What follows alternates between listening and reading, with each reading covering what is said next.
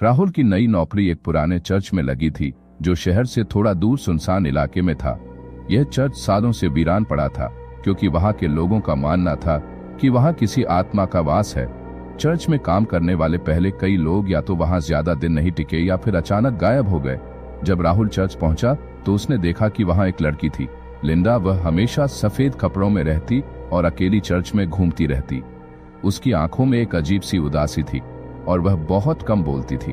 गांव के लोग कहते थे कि लिंडा कभी चर्च से बाहर नहीं जाती और रात को चर्च के अंदर से अजीब आवाजें आती हैं।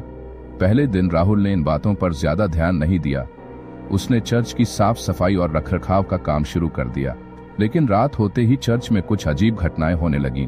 मोमबत्तियां खुद ब खुद जल जाती, खिड़कियां बिना हवा के भी जोर जोर से खुलने और बंद होने लगती।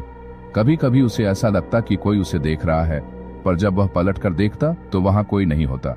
एक रात जब राहुल चर्च के पुराने दस्तावेज देख रहा था तो उसे एक पुरानी तस्वीर मिली।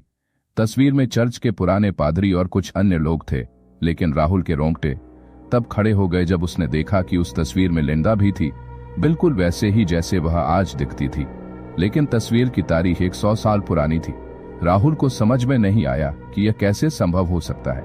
उसने लिंडा से इसके बारे में पूछा, लेकिन उसने कोई जवाब नहीं दिया। बस उसकी आंखों में आंसू आ गए।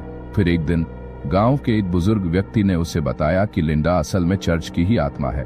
100 साल पहले लिंडा चर्च में पादरी की बेटी थी, लेकिन एक हादसे में उसकी मौत हो गई थी और तब से उसकी आत्मा चर्च में भटक रही थी।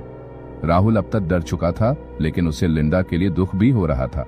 उसने हिम्मत जुटाई और लिंडा की आत्मा की मुक्ति के लिए प्रार्थना करने लगा। कुछ दिनों बाद एक रात राहुल ने सपना देखा कि लिंडा मुस्कुरा रही है और चर्च से बाहर जा रही है। अगली सुबह जब उसने चर्च के अंदर देखा तो लिंडा कहीं नहीं थी। चर्च अब पूरी